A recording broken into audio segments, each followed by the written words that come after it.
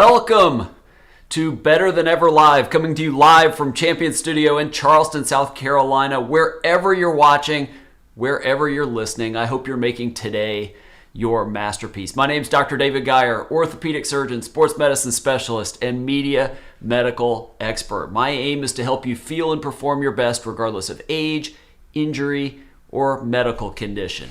Whether you're watching this live, YouTube, Facebook, LinkedIn right now, or whether you're listening to this as a podcast while you're driving to or from work or at the gym, wherever you're participating in this, thank you so much for joining me.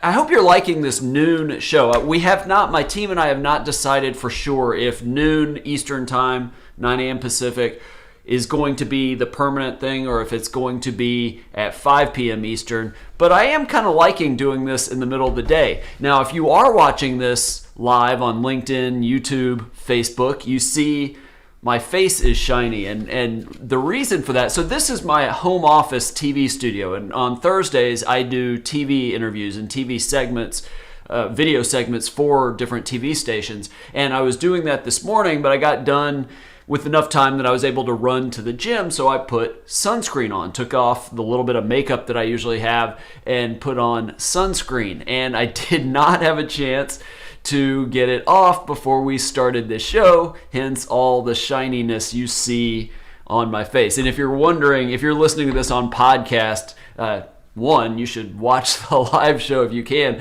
but two, just realized that I probably look a little different today. Check it out, even the recorded version on any of those platforms. And somebody asked me this, and I felt like this is as good time as any to talk about it. So people are like, well, why is this Champion Studio? What does that mean? So like I said, I'm in Charleston, South Carolina. This is my home office, and this is literally a TV studio. Got 2 key lights, have a hair light down there, have a green screen behind me that I'm not using right now, but I do use it in some TV interviews. Preamp and microphone activator. I've got 4K DLSR camera. I've got this Stream Deck control panel that lets me change things on the screen. You see all those different, lower thirds and different things to add to the screen. So this is my home TV studio, hence Champion Studio. But the Champions comes from this. I'm glad somebody asked me this. It comes from something that it's more of a personal hobby of mine than much that I do, even though I do use this in one facet of my work. I am fascinated by people who are the best in the world at what they do. And because my background in sports medicine and my lifelong history of playing sports, I've always been interested in coaches and pro college athletes. People like on the athlete side, Michael Phelps and Carly Lloyd and Tiger Woods and Tom Brady and Kobe Bryant, and going way further back, Jerry West and Pete Rose and things like that. And then coaches, people like Bob Bowman, Michael Phelps' coach, and John Calipari and Mike Krzyzewski and Bill Belichick and all these different amazing coaches and what they can teach you. If you look throughout the studio, those are mostly books of athletes and coaches that are just amazing. Like you see the one, I don't know if you see it, that's Lou Holtz sort of staring at us right there. I love that. And I used to write articles for Medium, medium.com, and I wrote 25 of them based on either leadership or personal excellence. And a lot of the stories I tell in those articles for the teaching points come from these people, from these books, and you should check those out. Medium.com, just search Dr. David Geier. It's a lot of what I talk about in my keynote speaking, either my leadership talk, personal excellence talk, sometimes my burnout talks. So that's why we are coming to you from Champion Studio. Also, always remember in this show that I'm not giving you medical advice. Yes, I'm an orthopedic surgeon and sports medicine specialist, but I am not your doctor. You're not my patient. You're welcome to come see me in my practice either in Charleston or in Charlotte, North Carolina. If you have a bone or joint injury, and especially if you're trying to avoid surgery and want some sort of innovative treatments to get over it. But that's not what this show is about. I am talking about health and wellness and leading a great life and being physically active and all of that. But I'm not giving you medical advice. This is meant for general information and educational purposes only. So we're going to get started. A lot to get to. I've got my I don't know if you saw this. I've done this on another show, but I don't know that you could actually see it. I certainly didn't mention it. This is a drink called Tianji, and I absolutely love it. It comes from a company, and I'm saying this not because I get sponsored. This is completely done just because I really think it's great. It's a company called Herbworks. Tianji, you see the byline there, clear, calm energy. It's Chinese adaptogens, and it took me a while to get used to the taste. It was sort of like very, very concentrated Kool-Aid at first. I mean, it still is, but I've sort of gotten used to that. But they tell you to drink it first thing in the morning and maybe to replace your coffee. And I tried that, and it helped my brain okay, but it wasn't as good for me first thing in the morning as black coffee.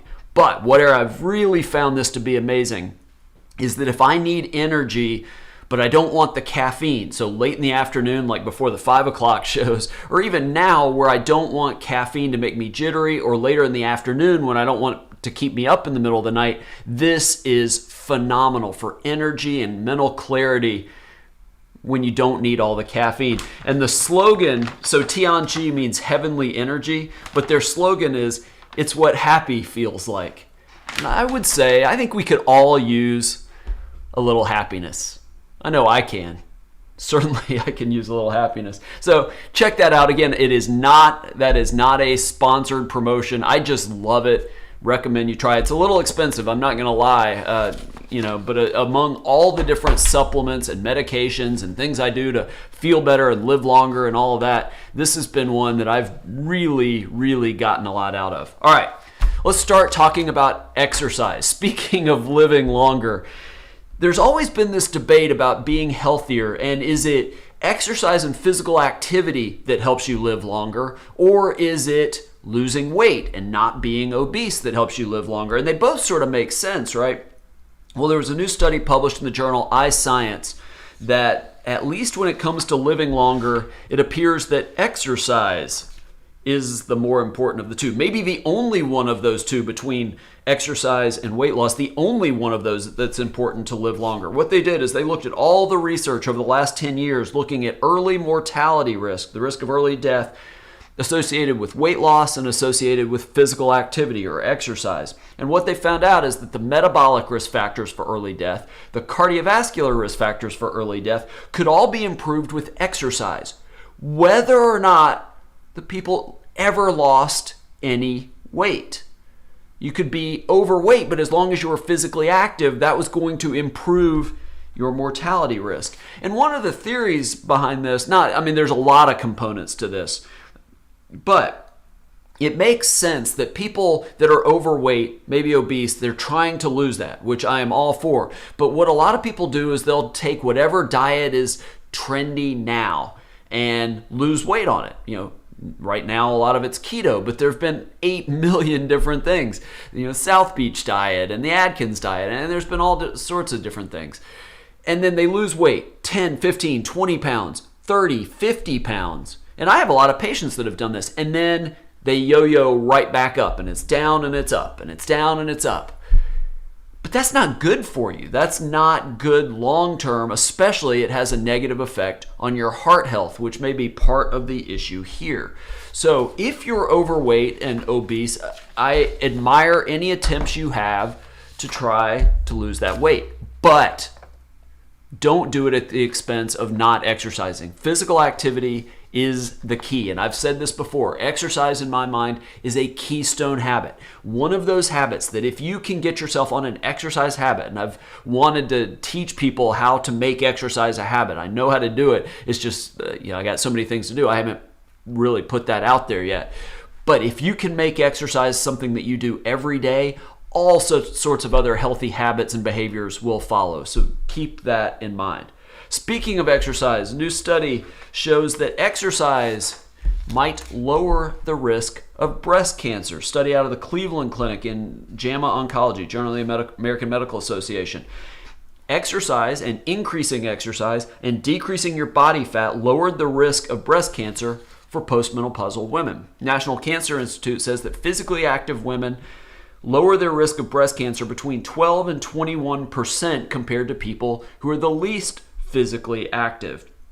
And so it's increasing your exercise, reducing body fat. It's about maintaining a healthy weight, but also, again, increasing that physical activity. Now, one of the things that's interesting, and I don't really follow a Mediterranean diet, but the more I do this show and read all these studies, so many organizations really promote the Mediterranean diet, including the Mayo Clinic, saying that it is an optimal diet for breast cancer. I'm not saying this because I've got any vested interest in it, but they argue that the Mediterranean diet, which was mostly plant-based foods, fruits, vegetables, whole grains, legumes, nuts, healthy fats like olive oil, extra virgin olive oil, might be an optimal diet to prevent breast cancer.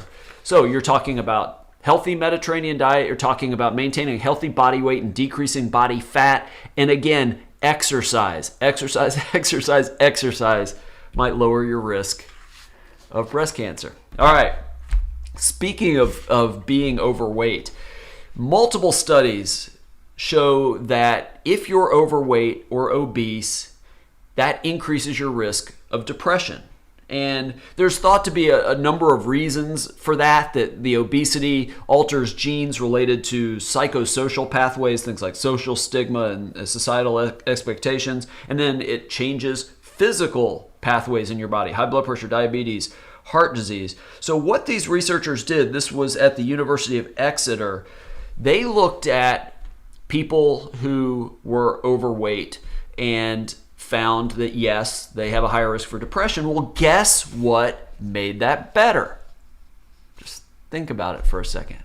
That's right, exercise. So they put 41 people that were getting treatment for depression into two groups. One group, 3 weeks of exercise. One group, no exercise.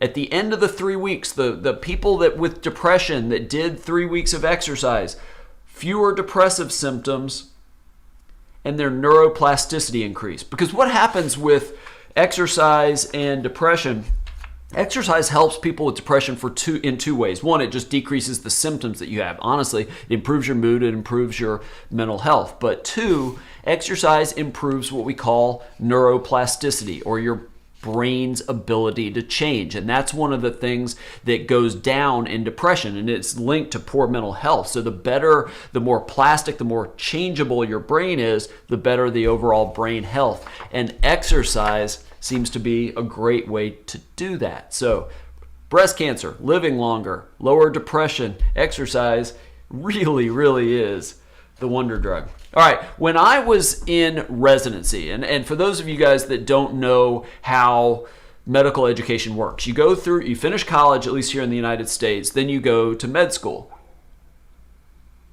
And after medical school, you pick what field you're going to work in, and you apply for a residency program. And mine, orthopedic surgery, but there's internal medicine and pediatric. I mean, there's tons of them, okay?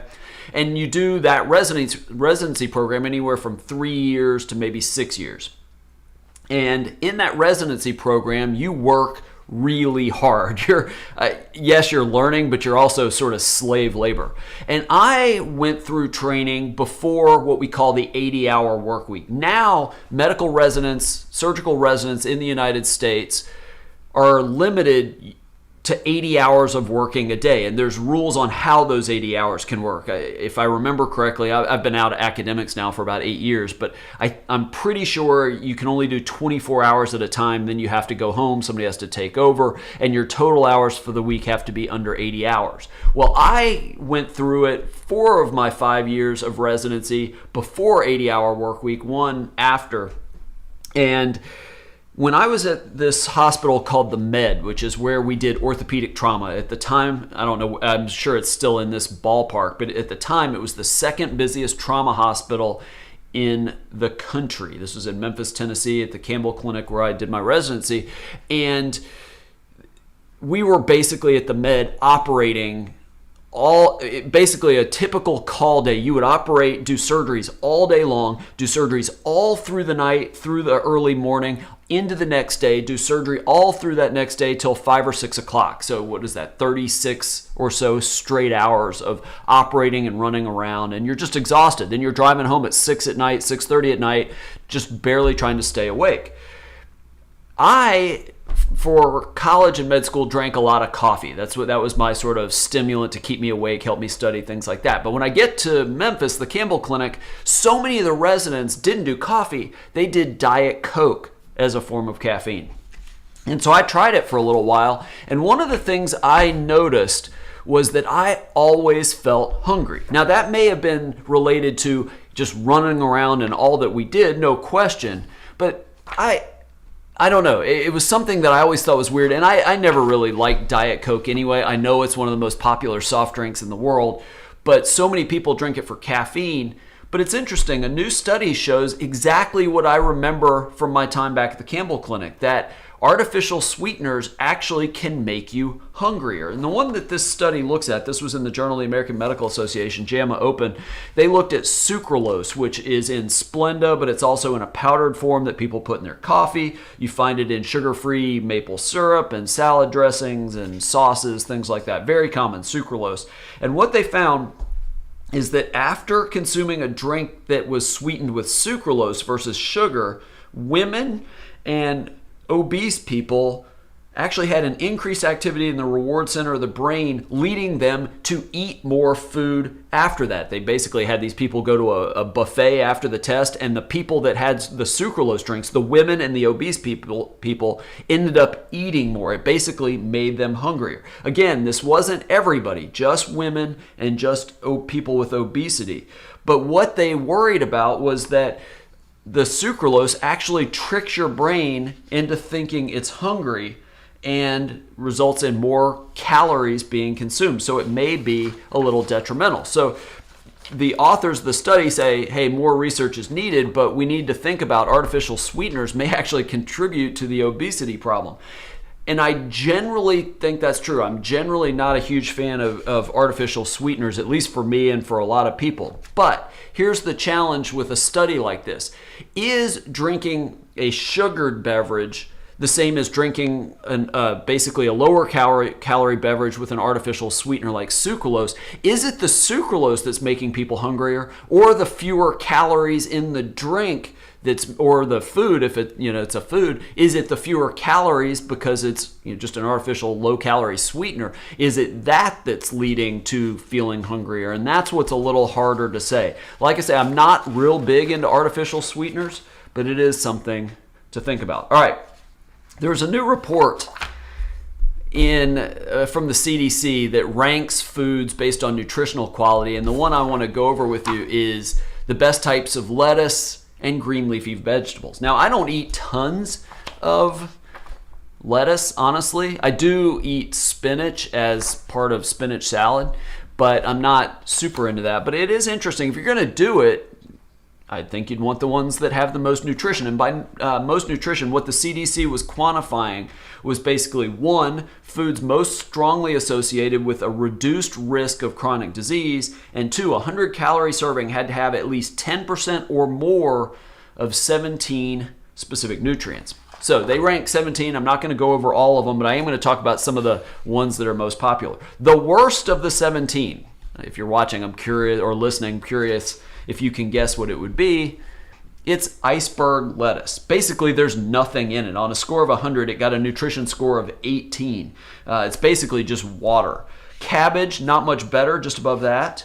Arugula, not too much better, not too far above that. So all of those under 40 on a nutritional score. Here's one that's surprising with a score of 49, kale. For all the people that talk about kale being this miracle food and this, just wonder, because I'm not a big kale fan. I don't think it tastes that good, honestly. But some people just swear by it, but not all that high on this list. All right, let's get to the higher ones. You get up there, 62, collard greens, parsley, 65, romaine lettuce, 63. My spinach, 86. Woohoo! Love my spinach. Very nutritious. Powerhouse green, but still not as good. Now, some of these are not common. The top 3, chard, Chinese cabbage, and watercress. So if you're going to do green leafy vegetables, which are very good for you generally, stick to the ones with high nutritional value and that reduce your risk for disease. And again, spinach and watercress and some of these might be a little bit better than romaine lettuce or certainly iceberg lettuce. So something to keep in mind. And then last, something I talked about in a radio interview yesterday, something I talked about on a TV segment today. And that's a study out of Canisius College. And what these researchers found, asking almost 1,000 women basically sleep better next to dogs than they sleep next to humans. Boyfriends, girlfriends, husbands, wives, they sleep better next to dogs. These almost 1,000 women, 55% of them had a dog in their bed while they slept. Now, actually, a little bit more than that, 57% shared their bed with a partner, human partner.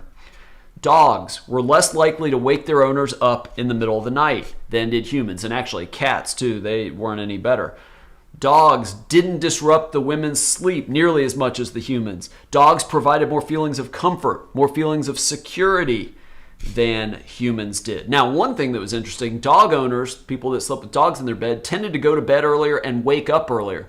Doesn't say, does the dog wake them up because it needs to go to the bathroom, whatever it is. But everybody I know that's had a dog, including when I have, you end up getting up earlier because they need to go out to go to the bathroom. But, so I think this is fascinating. I don't know that I would read too much into it, but here's where I find it a little...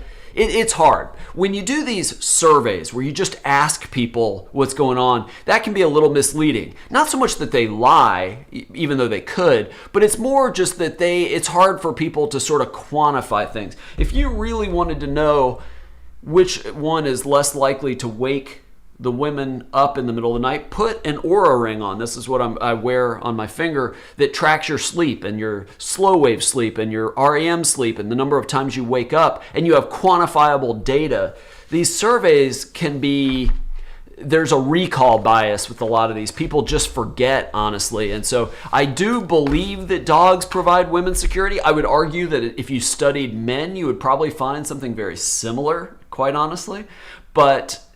So I'm not necessarily disputing the results of the study, but I'm a little suspicious. I would want more quantified data. But if you have husband, wife, girlfriend, boyfriend, and struggle to sleep, and maybe you say, hey, can we have the dog in here? I don't know. Just something to think about. All right, that's all the time I have for today. Very, very much enjoyed being here. Again, I hope you're liking the 12 p.m. Eastern time. Remember, if you want to watch live, youtube.com/Dr. David Geier. Click the bell to be notified when I'm online. You can watch on LinkedIn live, and soon people that are followers of me, LinkedIn's changing their algorithm, so all my connections will get notified. Right now, it's just whoever's on the live part of LinkedIn. And then facebook.com/Dr. David Geier. You can watch it live. Again, right now, 12 p.m. Eastern time. We may switch back to 5, but I'm thinking that we're going to end up sticking with noon. We're also going to start, not this week, but maybe next week, a Friday version, so it would be Tuesday, Thursday, Friday, and Fridays I may answer your medical questions, your orthopedic questions, your injury questions, your sports and exercise questions. I know a lot of people have them. I get hundreds and hundreds a week, so we may do that as a live show coming up soon. That would not be a podcast version. That would just be on YouTube, Facebook, and LinkedIn. So if you have questions, join us live. Really, really appreciate it. Thank you so much for joining us today, joining me today. I will see you next week, Tuesday. So have a fantastic weekend. Take care.